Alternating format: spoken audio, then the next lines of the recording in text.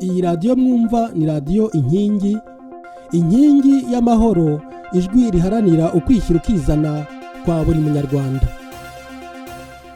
Abakunzi ba radiyo Inkingi basuhuje, muri kumwe na Musabyimana Gaspard hano muri studio za radiyo Inkingi muri Buruseli mu Bubiligi.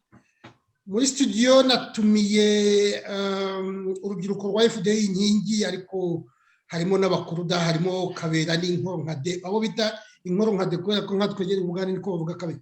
Harimo na Placide Kayumba niwe vice president wa FDI, hakabamo Wishema Gloria n'urubyiruko, hakabamo na Marie Jose ufite amahoro n'urubyiruko. Ndabasuhuje mwese. Mukomere cyane. Mukomere Gaspard. Nabahamagaye cyane ariko kubera ko nabonye ibaruwa Marie Jose ufite amahoro yasinye yandikira secrétaire général wa ONU ayibwira ibibazo by'iburirwa ry'abantu ndetse n'abapfa. Marie Jose, ndagira ngo tubwire iyo baruwa imvo n'imvano yayo. Mwakoze, ibibaruwa nayisinye mu izina ry'urubyiruko rwa FDU. Twasabye secrétaire général wa ONU gushyiraho itsinda, donc comité d'enquête, itsinda rishinzwe gukora enquête ku bwicanyi n'ibura rya hato na hato ribera mu Rwanda. Ubwo rero hamwe n'urubyiruko rugenzi rwanjye twababajwe kandi dukomeje gushavurwa n'abagenzi bacu bagenda babura, cyane cyane abarwanashyaka ba FDI Inkingi ndetse n'abarwanashyaka cyane cyane ba Dalpha Umurinzi ndetse n'abandi bose baharanira uburenganzira bw'ikiremwamuntu mu Rwanda, bagenda babura ijoro n'umunsi, abagaragara bishwe ndetse abandi ntibagaragare, ntibazongere kuboneka. Ibyo bintu bikagenda bikaba ijoro n'amanywa, ejo bikongera n'ejo bundi, ariko abo bantu ntihagire ukurikirana ngo amenye ngo mbese abo bantu bagiye hehe, byagenze gute, bishwe nande, mbese n'imiryango yabo ibona ubutabera. Ibyo rero birarambiranye mu Rwanda, birarambiranye muri community y'Abanyarwanda. Niyo mpamvu hamwe na bagenzi banjye twadisize kwandikira ONU tuyisaba kureba muri icyo kibazo. Abo bantu mu ibaruwa yanyu ngira ngo hari abo mwashyizemo. Gloria mwarafatanyije kuyandika? Yego, twarafatanyije. Gloria nawe uri umufatanyabikorwa? Naye ndi umufatanyabikorwa mu rubyiruko rukuze, reka bari kurwita.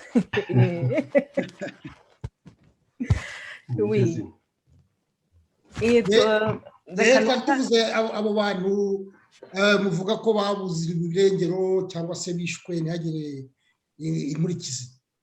Yego, nunganiye Marie Jose, turavuga cyane cyane ku bantu, tugarutse cyane cyane tukibanda ku bantu ba FDU babuze cyangwa bakicwa. Umugenzi wacu duheruka kwibuka ni Anselme Mutoyimana, reka bari we ngarukaho cyane kubera ko niwe mu minsi ishize twibutse cyane uburyo yatawe muri yombi, niko nabyita, kubera ko ubwa nyuma yabonetse yajyanye ni polisi yari imushyize mu modoka, yongera kugaragara umunsi ukurikiyeho bamwishe, kandi bigaragara ko bamwishe n'ubugizi bwa nabi. Uwo ni example imwe. Hakabamo tutirengagije n'abandi batari abo muri FDU nka ba Kizito Mihigo, nabo bitwa ko kugera ubu ngubu ngo biyahuye n'amashuka, ariko tukaba tutabyemera kubera ko dukurikije uko FPR ikomeje kugenda yica abantu bose batavuga rumwe nabo, igenda ibica mu buryo budasobanutse, ntihagira enquête ziba, kandi bakihutira cyane cyane ko imiryango yabo yabashyingura nta n'ubirebye, nta urebye uko imirambo imeze. Ibyo rero akaba ari ikimenyetso cya mbere kigaragaza ko hari icyo baba bafite cyo guhisha, kuko ntacyo bafite bahisha, bareka izo enquête zikaba. Kuba rero abantu nka ba Kizito bapfa ugasanga nta enquête zishobora kuba muri famiye zabo. Anselme umuntu wa nyuma wabonywe na wajyanywe n'abapolisi, ariko umurambo ukagaragara umunsi ukurikiyeho kandi wishwe mu bugizi bwa nabi, kugera ubu ngubu akaba nta enquête n'imwe yari yaba ngo bigaragare byibura na polisi bashe kuvuga iti ubwa nyuma twamubonye twamusize aha ngaha, byibura se batubwira ati twamusize aha, hagire n'ahandi hantu ashobora gukurikiranirwa. Izo ni example ebyiri natanga mu bintu turi guharanira muri ino baruwa.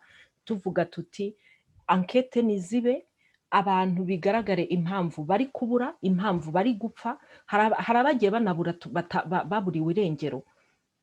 Boniface kugera ubu ngubu ntituzi aho ari. Kuvuga ngo yatorotse prison gute se? Umuntu atoroka prison, iriya prison yayitoroka gute? U Rwanda ukuntu rungana warutoroka ukagenda n'ukuntu ruri surveiller ukabura irengero gute nta muntu n'umwe ubonye ahantu wanyuze. Ibyo rero akaba ari ibintu dusabira cyane cyane ngo barekera passer makurekeraho habe na zankete abantu barangize ibyo nakwita to have a closure kuri izo dossier, abantu bashobore abatakaje ababo bashobore kubibuka. Kwako nk'umuntu nka Boniface uravuga uti se umuryango we uramwibuka utaramushyinguye, utazi ahantu yaburiye, utazi ahantu yanyuze. Abo rero ni bake mu bo ibaruwa umugenzi wanjye Marie Jose yasinye yanditswe mu rwego rw'urubyiruko twagiye tuvugaho, kandi dusaba ko ankete zikorwa, kubera ko aho ibintu bigeze umuntu wese utavuga rumwe n'ubutegetsi akanyerezwa, agafungwa, abishwe, abafunzwe barekurwa bagapfa cyangwa se bakabura irengero. Ni ibintu bidasobanutse, kugera kuri uno munota abantu baracyabura. Ubwo rero akaba ari cyo twagize ngo uno mugoroba tuganireho, twibanze cyane ku bantu b'ishyaka FDU turimo, ariko tutagarukiye aho ngaho, turebye mu banyarwanda bose batavuga rumwe n'ubutegetsi cyangwa se batinyuka no kunenga ubutegetsi. Aho bigeze mu Rwanda nta nubwo bikiri ikibazo cyo kuvuga ngo ni ukutavuga rumwe n'ubutegetsi, no kunenga ubutegetsi bisigaye ari icyaha mu Rwanda. Urahaguruka wavuga uti education ni ikibazo, ugafungwa cyangwa ukanyerezwa cyangwa ukitirirwa ibindi cyangwa ugasahurwa, amabanki agafungwa. Icyuma Hassan umujurnaliste ejo bundi bamufunze se yavuze iki? Kubera ko yari yakurikiranye abaturage bari basenyewe. No muri ibyo bintu byose ukavuga uti nta nubwo bisaba kuba umupolitician, n'umuturage usanzwe niba nenze leta ahasiga ubuzima bwe cyangwa se umuntu we akaba yanyerezwa. Nibyo ngibyo rero birarambiranye aho bigeze. Niyo mpamvu twasabye kino kiganiro kugira ngo tubiganireho, kuko aho umunyarwanda ari ararambiwe, ni ibintu bigomba guhagarara. Urakoze. Ndagira ngo mbaze Placide Kayumba ngira ngo iki kibazo cy'ishimutwa no kuburirwa irengero cyane cyane mu bayoboke ba FDI inkingi ntabwo ari ubwa mbere kije, ntabwo ari ubwa mbere mukivuze. Ese hari icyakurikiyeho kuko bimaze iminsi bivugwa? Ndagushimiye cyane Gaspard, ndetse ngashimira n'abari kudukurikira na bagenzi banjye batubanjirije, banabisobanuye neza cyane, ndabashimiye. Nibyo koko ikibazo cy'abantu ba FDU bagiye babura si cy'uyu munsi, kandi ni benshi cyane. Yewe hari n'abo wenda tutamenye bayitiriwe bakayizira, wenda atari nabyo birahari, kubera ko hari abo twagiye tubona bagiye bafunga, ugasanga babafunganye n'abayoboke bacu, ariko nyuma tukazasanga batari n'abayoboke, uretse gusa kuganira n'abayoboke bacu. Ikibazo rero nyamukuru, ariko nkeka n'urubyiruko rwacyanditse neza, ni ukuvuga ati ese bizaherera hehe, bizagenda bite? Aha rero niho twashakishije igisubizo kuva kera cyane, turandika n'imiryango y'abo bantu irandika, yandikira ubutegetsi basaba yuko bagaragaza aho abantu bacu bari, abishwe tumenye ababishe, ababuriwe irengero tumenye uko byabagendekeye cyangwa babagarure mu miryango yabo, abafunze nabo babafungure, kubera ko bafungiye ubusa, barafungirwa ibitekerezo byabo gusa. Ibyo rero igisubizo twagiye tubona, ahubwo barushagaho kubica no kubanyereza. Bishatse kuvuga ko nta butabera dutegereje kuri iriya leta, biragaragara. Ubu ntabwo twakurirwa duta n'igihe cyacu cyo kubiruka inyuma, nubwo duhora tubabwira ko tutabyibagiwe kandi ko dukomeje gushakisha ubutabera. Muri iriya baruwa rero harimo neza yuko dushakisha ukuntu ONU yabidufashamo, igashyiraho ubushakashatsi mpuzamahanga kandi bwigenga, kugira ngo tumenye ukuntu ibintu byagenze. kubera ko bitabaye ibyo icyo tubona ni uko ikiba gisigaye ni inzira imwe niba isigaye haba hasigaye inzira yo guhagurukana intwaro abantu bakirwanya kugira ngo bashobore kubaho kubera ko n'ubu nyine uritsamura Gloria yabivuze neza bakaba baragufunze bakagushyiraho ibyaha bitabarika ubu rero icyo kirimo muri iriya baruwa kinateye inkeke urubyiruko rwa FDU nk'uko babyanditse neza biragaragara ko niba nta gikozwe nta yindi nzira isigaye uretse kwirwanaho buri wese ku giti cye aha rero navuga ko nka FDU atari yo nzira twifuza kandi n'urubyiruko rwabyanditse neza ntabwo ariyo nzira twifuza turifuza inzira y'amahoro ariyo mpamvu dusaba yuko ONU ariko si nayo gusa n'amahanga buriya hari amahanga afasha u Rwanda cyane u Rwanda rubona nka plus de 13% yantuze y'imfashanyo par rapport ya ntuze ya ibyo bita revenu brut du pays buriya mu gifaransa bita ngo kira GDP kuvuga 13% by'ubukungu bwose bw'igihugu bikazagera nko kuri 40% ya budget y'igihugu ni ukuvuga ko rero ni amafaranga menshi cyane n'amafaranga menshi niyo atuma FPR ibona uburyo bwo kunyereza abantu bwo gukurikirana abantu n'impunzi hanze ikabagirira nabi niyo mpamvu rero twibanze uyu munsi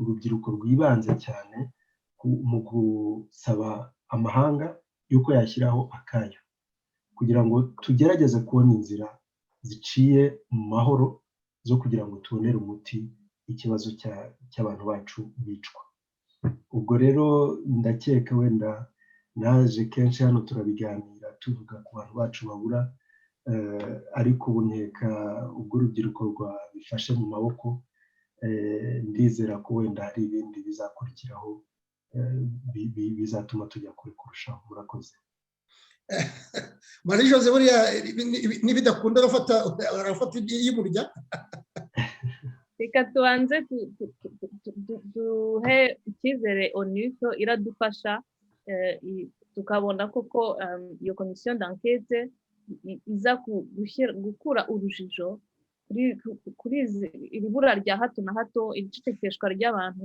umuntu nk'uko Gloria yabivuze nta nubwo kiba kuba uri muri opposition cyangwa mu mashyaka atavuga rimwe na leta n'abahanzi batangiye no kugera ku bahanzi umuhanzi arihimbira igisigo nta bahati murabizi ukuntu mu minsi yashize yabuze akaburirwa irengero n'ubu ngubu polisi ikaba itaratangaza ahari cyangwa inzego zibishinzwe ngo zivuge ngo umuntu wenda tuzi ko ari ahangaha kubera n'umuhanzi yakoze mu nganzo avuga ibibazo by'abanyarwanda ikibazo afite ikibazo cy'inzara ikibazo cya corona ibibazo biri muri sosiyete nyarwanda icyo cyonyine kigatuma umuntu aburirwa irengero umuntu nka bahati umuntu ntago bahati ari muto nkanjye abamuzi ni umusore w'ibigango ni umusore wa metero 2 w'ibiro birenga 100 ntabwo wavuga ngo uwo muntu ngo yarabuze n'urushinge se yaburiye muri kiriya gihugu cy'u Rwanda ahari umukuru w'umudugudu umukuru w'isibo umukuru ijisho rya mugenzi we ntiwambwira ko umuntu nk'uwo ngo adisitarisa akabura nkaho ari maje nibyo kabera sinakwibagiwe kugira ngo ubaze iki kibazo wabonye ko n'imiryango idafite aho ibogamiye yagihagurukiye hari imiryango iherutse kwandikira perezida wa repubulika imubwira ko yakoranye ku byerekeranye na Kizito Mihigo kugira ngo kabera warayibonye baruwa narayibonye kandi wenda ubu iyo miryango ni byiza ko itangiye kongera kuvuga ubu ngubu iravuga ku bwa Kizito Mihigo hari abavuze ku bijyanye n'ifatwa rya Rusesabagina ritavuzweho rumwe ariko iyo ukurikiye abanyarwanda bararambiwe kuko ntabwo ari ibintu bitangiye nonaha ibibazo biri kuba kuri abo ngabo ba Kizito turogreta nonaha ba Anselme duherutse kwibuka mu minsi ishize n'abandi bose twarondoye nta nubwo twabavuze bose muri ruriya rwandiko twanditse bamaze kuba benshi kandi leta hari naho igera ikabyigamba ngira ngo muza abategetsi bageze aho bakavuga bati ahubwo mujye mugira complexe yuko batavuze ko mwishe. Ibyo ngibyo ndumva wa mugabo utakiboneka ari we wabyivugiye ngo mwagakwiye kuba mubabajwe ahubwo nuko batavuga ko ari mwebwe mwabikoze. Avuga kwica umuntu, donc kumena amaraso kuri bo byabaye rwose ibintu biboroheye. Niyo mpamvu iriya baruwa yanditswe basaba ko hakorwa nkete ku bintu by'urupfu rwa Kizito n'ibizindi mpfu nka ziriya bikajya hagaragara, ndetse na ziriya resolution nka Parlement Européen yakoze bavuga bati ni mu bya Rusesabagina nabyo nimusobanure neza ukuntu yafashwe. Bimaze kuba ibintu byinshi kandi ugasanga ibyo ni ibivugwa kubera yuko baba ari abantu bazwi. Kizito ni umuntu uzwi, ari umusitari niko namuvuga. Rusesabagina ni umuntu uzwi, yabonye n'ibihembo bikomeye, ariko hari abandi bagenda bakaburiramo nk'abayoboke bacu ba FDI bamwe na bamwe bagiye babura kandi bagafungwa, wenda nta nkete zikomeye zabakozweho. Akaba ariyo mpamvu twebwe muri kano kanya tuvuga tuti tugomba kuba babandi bita mu gifaransa la voix des sans voix. Tugomba kuvugira abo bantu bose batabashije kwivugira, kuko mu Rwanda hari benshi bababaye. Iriya leta twakomeje kuvuga rwose tugomba gukora ku buryo ibintu bibona solution iciye mu mahoro ku buryo bwose bwashoboka. Ariko hari aho igera ukabona iyo amahoro ntiyashaka. Twe turakomeza rwose gukomanga, turakomeza ni ukwereka n'amahanga. Iyo umuntu ageze muri Nations Unies nkeka ko inzego zose ni nk'aho uba wiyaderesheje ku bihugu byose icyarimwe. Nyango hari declaration yigeze ndumva nkeka ko ari muri declaration zasinywe bwa mbere zizwi, yarasinywe nko mu mwaka w'1793 cyangwa 1998 sinibuka neza umwaka, iyo bita la Déclaration des droits de l'homme et du citoyen. Hari n'abayita ko ariyo constitution, hari n'abavuga ko ariyo constitution ya mbere yabayeho. Mu gusoza article ya nyuma yasosaga ivuga ko iyo ubuyobozi bw'ibihugu butangiye gutesha agaciro kwima abaturage babyo uburenganzira bwabo, bivuga ko abaturage ubwabo bagomba guhaguruka. Rwose babivuga gutyo, bavuga ko ibibaye devoir yo guhaguruka bakaba ari bo ubwabo bibwirira ubwo butegetsi bati birakabije. Natwe rero ni nkabyo turimo rwose, tugeze aho twereka amahanga yose ati nimurebe, nimuhaguruke muze murebe, namwe mwikorera nkete murebe biri kubera mu gihugu. Bakora nkete kugira ngo bimenyekane, ariko bakora nkete kugira ngo tunubahe, kuko abo bantu icyubahiro bakeneye iyo umuntu apfuye y'amaraso amenetse, ntabwo icy'ingenzi ari uguhora, ariko icy'ingenzi ni uguha abo bantu ubutabera, kuko bica n'umuco wo kudahana, kandi umuco wo kudahana kenshi niwo wagiye ukurura n'ibibazo bikidukurikirana kugeza n'uyu munsi. Ni muri urwo rwego rero twakoze muri uru rwandiko. Urakoze Kabera, ariko nge uko mbona harimo ikintu cy'iterabwoba, ngira ngo muri baruwa wenda murambwira niyo mwagishyizemo, nko kubona nka Kagwa Rwasereka bamuciye ijosi. Urumva ni nko kuvuga bati umuntu uzongera gusubira muri iriya shyaka yari ari muri shyaka rya Green Party. yari mu Green Party. Kumuca umutwe ni nko kuvuga bati uzasubira muri iryo shyaka azaba areba. Iyo bafata nka Siridiyo wo ngo ukavuga bakamujyana, ukabona bamuteye ibyuma, bagafata Kizito Mihigo bati yavuze reka tumwice, bagafata bariya bazerimi bati reka tumwice, baba bashaka gutera ubwoba n'ubundi bati uzasubira mu ishyaka ritavuga rumwe n'ubutegetsi azaba areba. Ni iterabwoba, ngira ngo sinzi iterabwoba se kugira ngo rihagarare buriya byagenda bite, kuko ni iterabwoba biragaragara, ni ugutera abantu ubwoba kugira ngo hatagira bijya mu ishyaka n'iri katavuga rimwe n'ubutegetsi. Nk'uwo musizi mwavuze Bahati nawe ni ugutera ubwoba abakiri bato kugira ngo batazongera gukora umuvugo. Mbese ni iterabwoba nyaryo rwose, ngira ngo ingero niko nzibona. None iterabwoba kurihagarika byagenda bite buriya? Kuriya iterabwoba barihagarika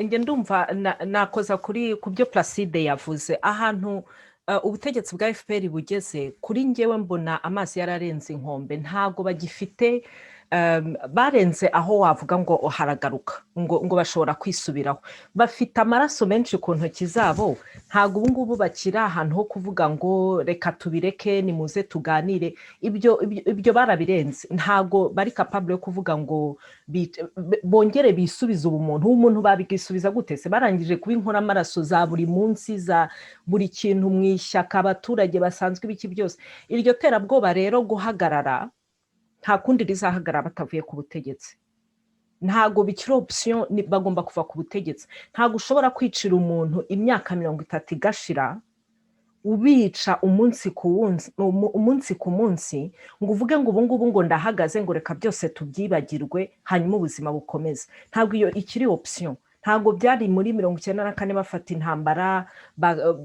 bashoboraga kugereka ngo ubwicanyi bakoze ibyo bita ngo nukwihorera cyangwa ngo nukugadura stabilité. No, imyaka igiye kuba 30. Mu myaka 30 ntabwo wigishyira stabilité mu gihugu uri kwica nuvuze nutambutse nuri gucuruza nugize gute. Aho rero kugira ngo iryo terabwoba riveho rwose ho nta nandi makorosi umuntu yabinyuramo. FPR igomba kuva ku butegetsi, ahubwo ikibazo igomba kuva ku butegetsi gute? Izavaho mu neza cyangwa izategereza abanyarwanda nabo barambirwe bavuge bati aho bigeze turabivaniraho se ku ngufu, kubera ko turi kubona ariho biri kwerekeza. Niho turi gusaba ko zina nkete zaba zigahagarika yuko twakongera gusubira mu mateka akomeza gukurikirana u Rwanda. Buri gihe ibintu bihinduka ari uko habaye intambara. Ntago twagombye kwigira ku mateka yacu, yagombye kutubera isomo.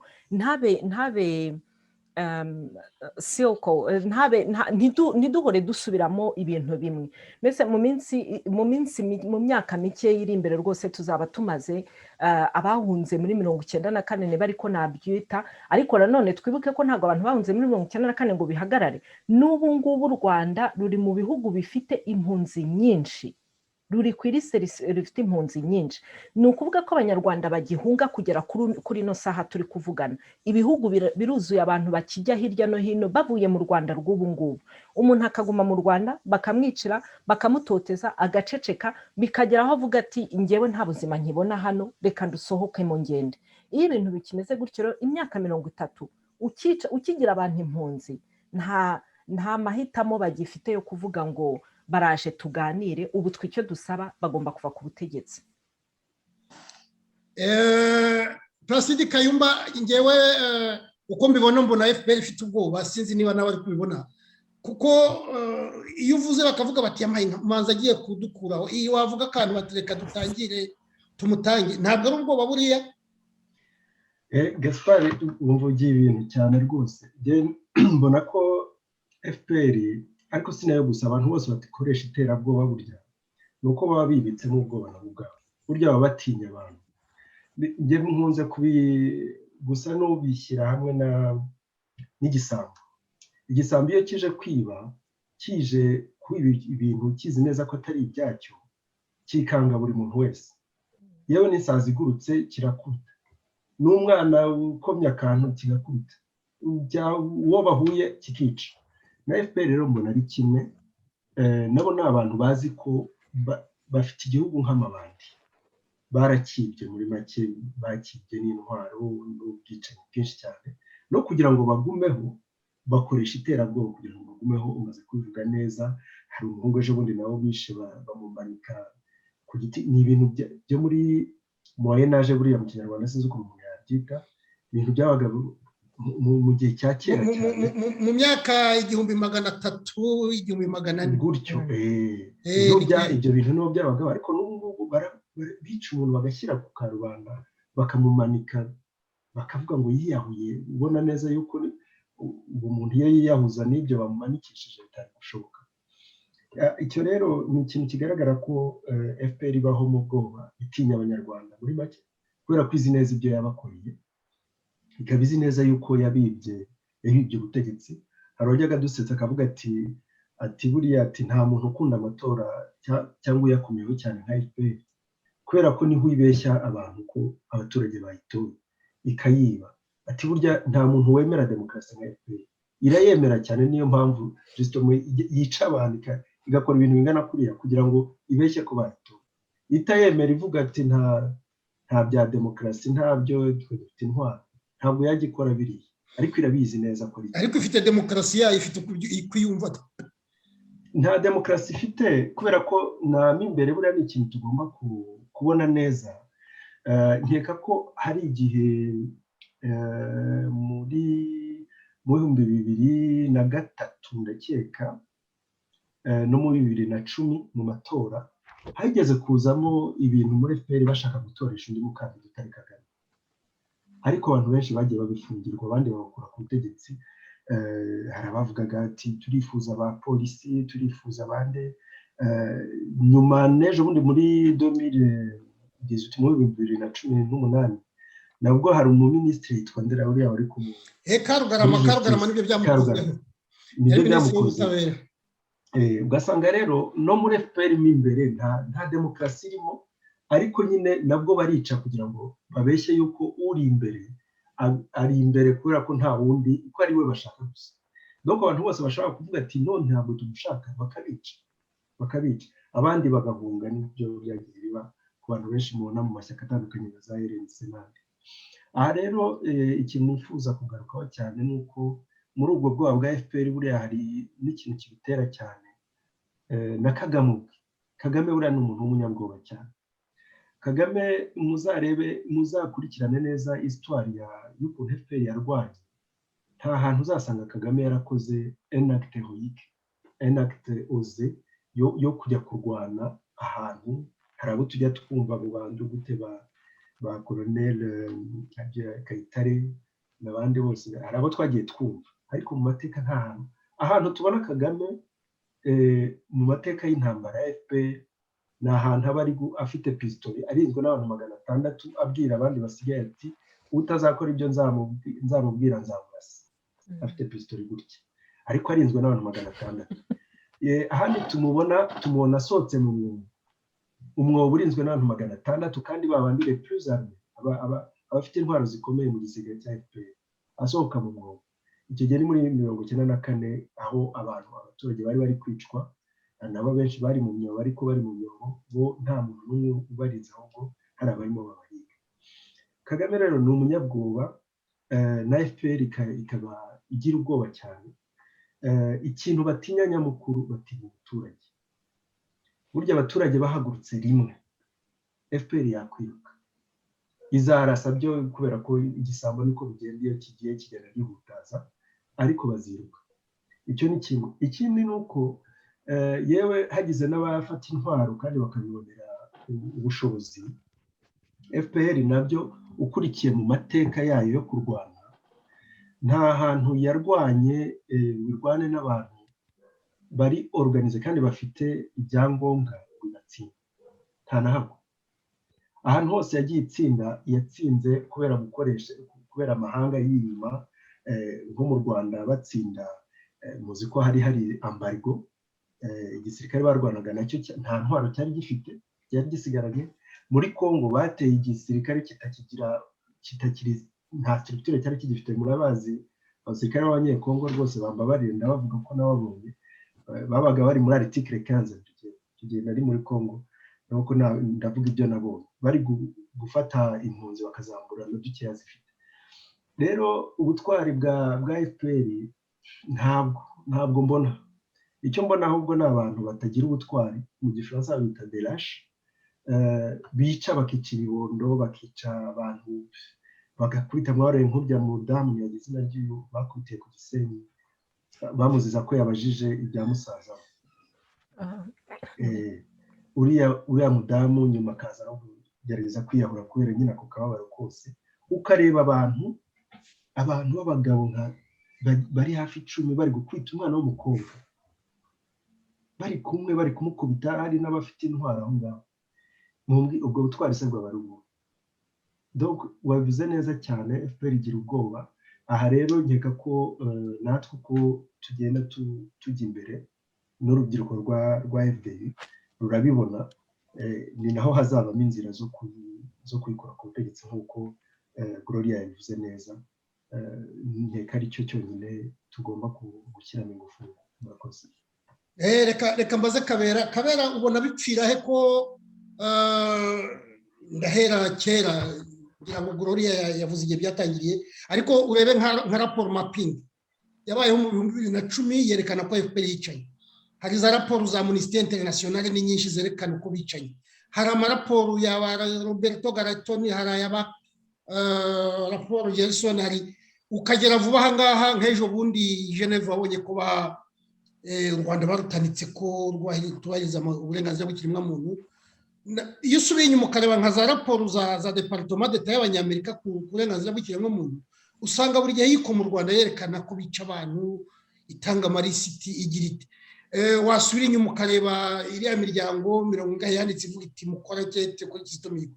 Ndashaka kubaza Kabera bipfira he kubera iki abo bantu bose bavuga ariko ntagire igikorwa no kubera iki bipfira he? Ni ikibazo cyiza.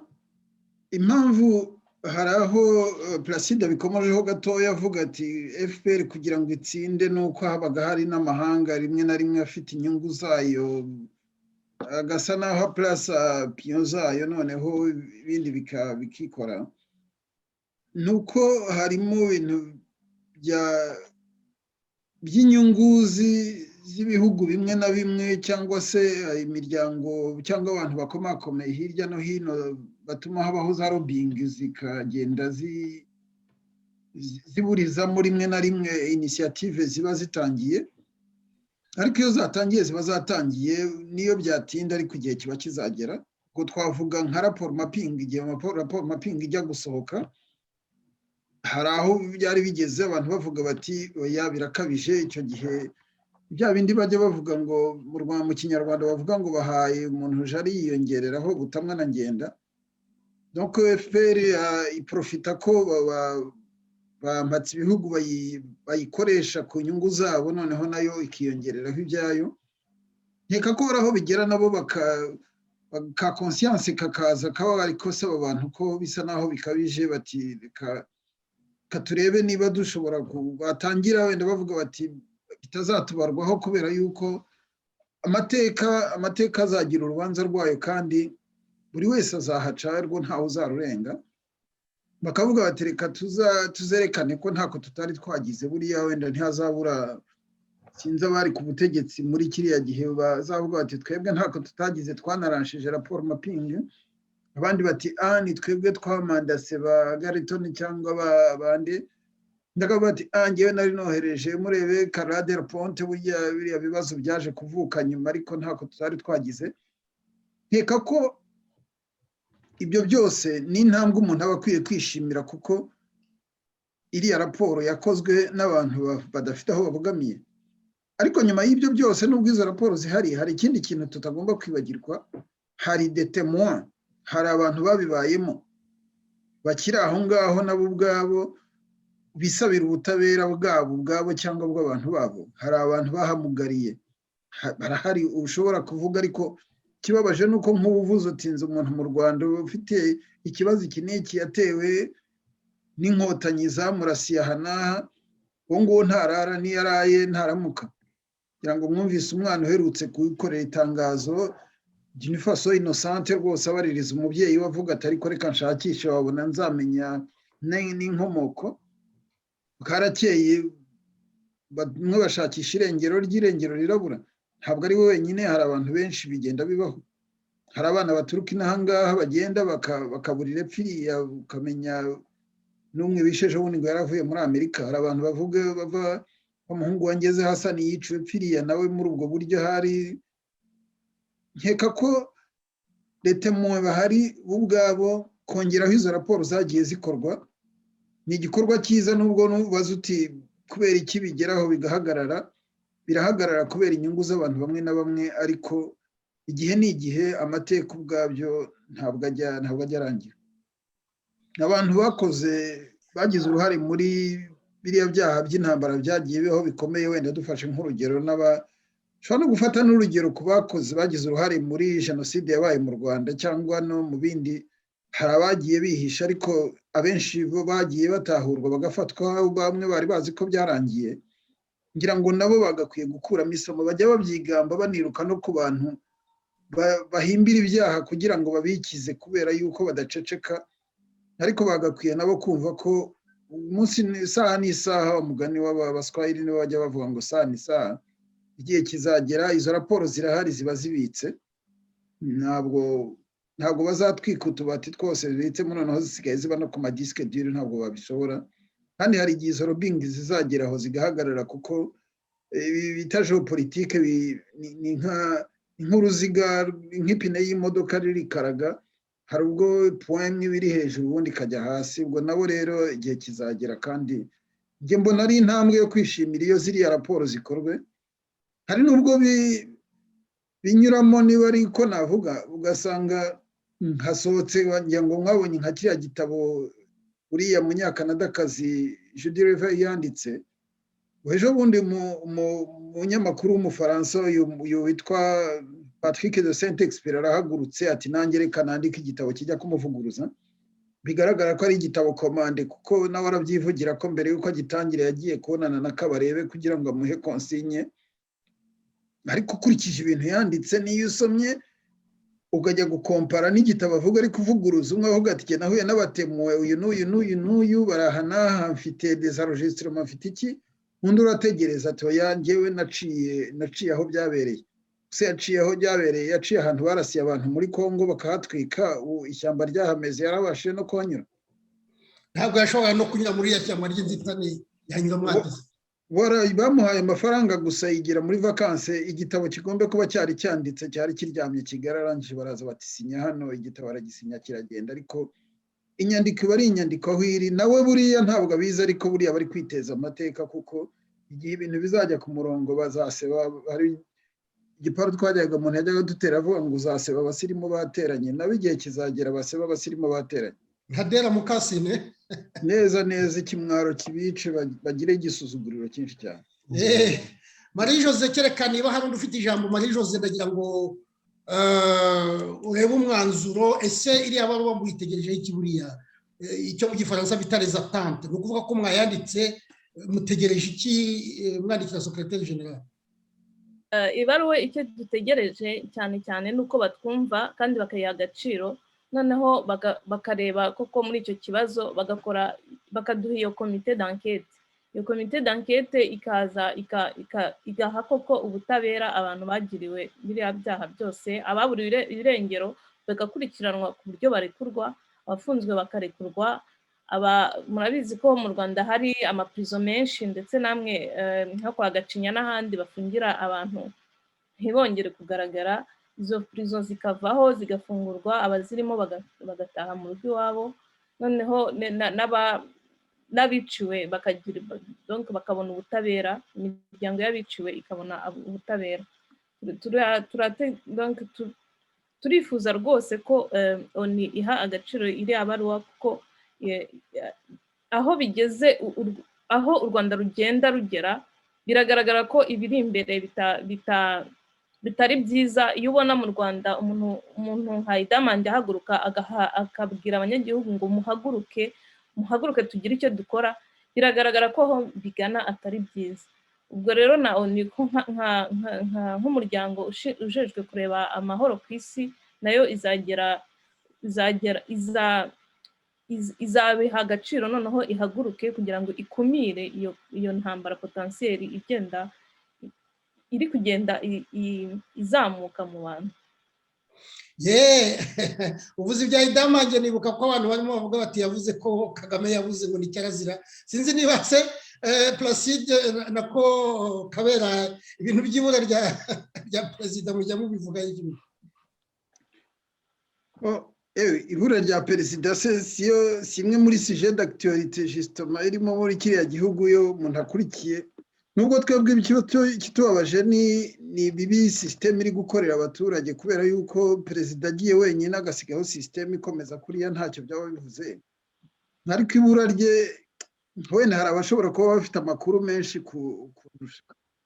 Gusa jyayo mbasha kubona iyo ukurikiye ukareba, mbona ibura rye nibura politike ryo rwose yarabuze. Byo nanjye sinabitindaho, kuko iyo urebye uretse ko atari nawe wenyine wabuze, n'abaminisitiri be n'abandi bategetsi bose basa n'ababuze. sinzi wenda nawe ubwo ngubwo niba banza ariho habuze n'uhaguruka ngo nawe mubaze. Hari abadepite ntabwo tucyumva habaye, twajyaga twumva amakuru ngo inteko yakoze ibi n'ibi, yahamagaje abategetsi runaka cyangwa se bari kugenzura iby'imitungo ya leta, ntitukibyumva.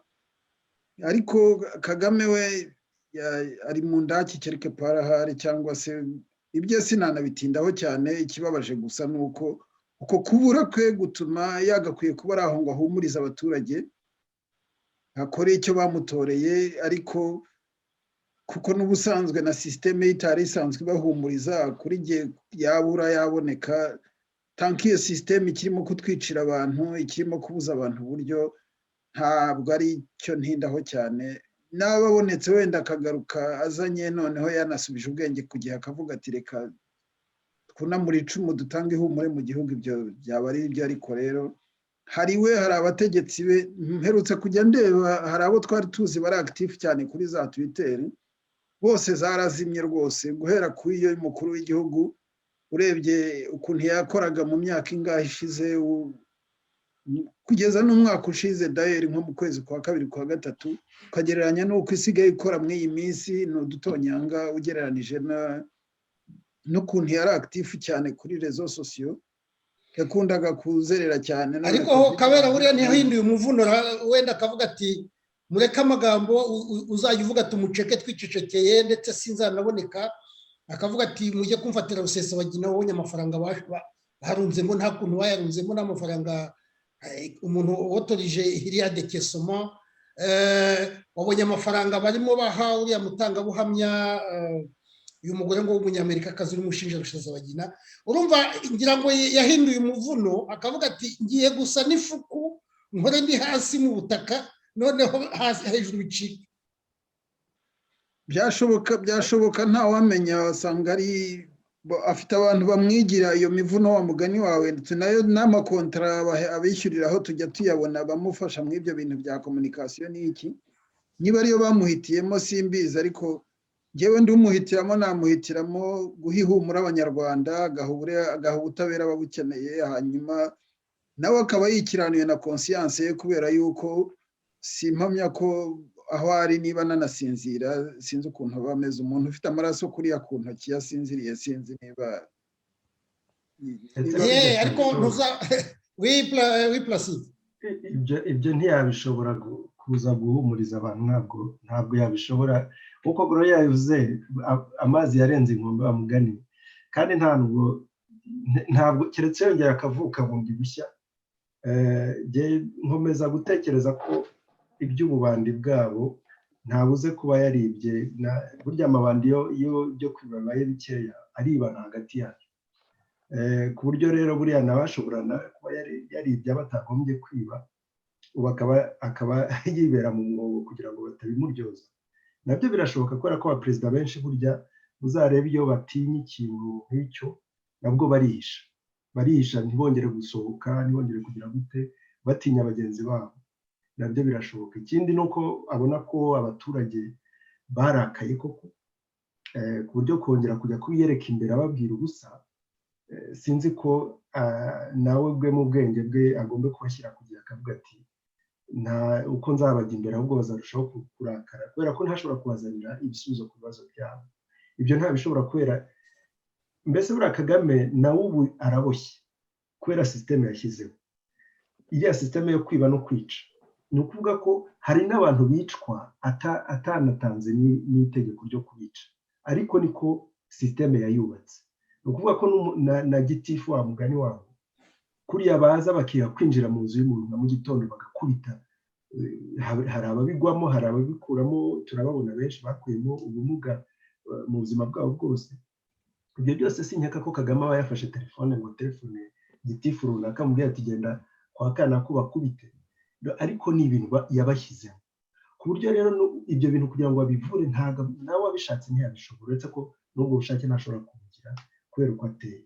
Rero nkaba nkeka ko icya mbere yarabuze, kuko yaba yarapfuye cyangwa kiriho, ibyo nkeka atari cyo kidushishikaje, ariko bigaragara nk'uko Kabera bivuze neza ko abaturage bakeneye abantu babaha ibisubizo ku bibazo byabo. inshingano rero z'umuperezida wa repubulika uyu munsi nta muntu uri kuzikora. Inshingano za guverinoma burya nicyo kibazo, umuntu utegeka kuriya nta guverinoma iba iriho, haba hariho abantu twakwita abasekreteri be. Iyo rero avuze ntabwo ushobora gutegereza ko uwo munsi bahita bahinduka abaminisitiri, reka da, bakomeza kuba abasekreteri bagategekwa buzimwe. Abadepite ni kimwe, Kabera yari kubivuga n'abadepite ntibakivuga. Hari abo twajyaga duhangana kuri Twitter badutuka biteye ubwoba, twibaza icyo bagikora. Hari banuze bandongere barahambura andi, twibaza niba yararwaye, niba nawe yarapfuye, ntabwo tubizi. Ubu bose barabuze kubera iki? Kubera ko iyo wa wundi utegekana igitugu abuze, ibintu byose birahagarara, hakabura ufata ibyemezo. Ibyo rero niho abaturage bari kubigwiramo cyane, kubera ko hari ibibazo bidategereza, hari ibibazo biba bikeneye ko abantu bafata ibyemezo, bagafata ingamba zikajya mu bikorwa. Ibyo rero ntibiri gufatwa. Abanyarwanda bari kwicwa n'inzara, abanyarwanda bari kwicwa no kutabona uburyo bwo kujya gushaka ibintu hanze, kuko bajyaga guhahirana n'Abagande. Nk'ibyo byemezo bafashe byo gufunga imipaka, twibaza igihe bizaviraho. Kuva mu ntara ujya mu yindi, iyo bikanze akantu baravuga ati buriya nibyo twagombye gukora, reka twongere tugafunga, abantu bagakomeza bakaba bafunze. Uyu munsi rero nta butegetsi bukiriho mu Rwanda nyabwo, hasigaye bwa bundi bwo nyine bwo kwicana. Sinzi ukuntu umuntu yabyita, ni des réflexes de la dictature, ni ibintu bakora badatekereje, donc bya bindi ukora iyo wikanze byagiye muri kamere yabo meze. Voilà, ubwo rero ntizijye mu magambo, ndabibona kimwe nuko. Okay, reka Gloria nari numvise arahigima. Gloria, umunota umwe kugira ngo urumva, urakeka ko Kagame yihishe kugira ngo akore uburyo ifuku biri haza ariko gatimbya? Umugani wa Placide, Kagame aho ari agombe kuba afite ubwoba. Erega iyo turi kuvuga impunzi, ese twibuka nk'umwana wa Kagame hariya ntiyasohotse mu Rwanda afite imyaka 3 niba ntibeshye. Noneho murebe umwana wari uri mu ibyumba a 3 ans muri 90. Ubu nawe afite muri iyo myaka afite imyaka 30. Nanjye ndi Kagame namutinya. Mbese umwana wavuye ibyumba akajya Nyacyonga agakora Kongo, wenda hari n'uwaheze muri Kongo. Uwo mwana ubu ngubu Kagame yamureba mu maso akamubwira iki? Kuko burya unatinya icyo uzi ko nawe wakoze, icyo uzi ko wabayeho uragitinya. Azi aho yabaye, azi uko yabayeho, azi se kuba impunzi itagira aho ivugira, azi uko yaje gufata u Rwanda. Donc nawe iyo abaze, wenda yaravugaga ati abona hemukiye bari muri ino myaka, uko bagenda bazamuka n'icyiciro bagiramo, kandi nawe akomeza kubakurikiza amasasu, kuko ababatinya kubera ko azi ko nabareka bakishyira hamwe bakagira icyo bigezaho, nyine azi uko bamuhindukirana. Noneho ubu ngubu nawe ku bwanjye wa mugani Kagame yabaho, yaba ariho, yaba yarapfuye, ntacyo bimpindurira kuri gahunda yanjye, kubera ko ntibigaruye umutekano mu Rwanda. Niba yarapfuye ntibigaruye umutekano mu Rwanda, yasize atwomatije abantu ni traumatize. Donc uwicaye yica par réflexe, wa mugani ukandamiza umunyarwanda akamukandamiza par réflexe. Bose babaye comme des robots. Nubonye undi mugenzi we bari kumubangamira ntatinyuka kuvuga. Nicyo kibazo, kuko nta utabariza undi. Iyo abaga byibura uko kugwa kwe cyangwa kubura kwe byatumaga umunyarwanda avuga ati ahwi, noneho nshobora kuvugira umugenzi wanjye agize ikibazo. Ariko tellement justement iyo systeme yabo yabagize comme des robots, nugize ikibazo ntatabaza, n'umubonye ari kugira ntabasha kumutabariza. Donc kuri ngewe ubuzima bwa Kagame kubaho cyangwa kutabaho ntacyo bihindura. Twebwe icyo dushaka ni impinduka mu Rwanda. Niba yarapfuye ubwo noneho abamusimbuye nabo bazabazwa ibiri kuba noneho icyo gihe yarapfuye. Kandi niba atarapfuye nawe igihe to utahazaboneka. Na Saddam bamuvanye mu mwobo, donc n'undi umwobo wawe yaba arimo wose, igihe abanyarwanda bazahagurukira azawuvamo.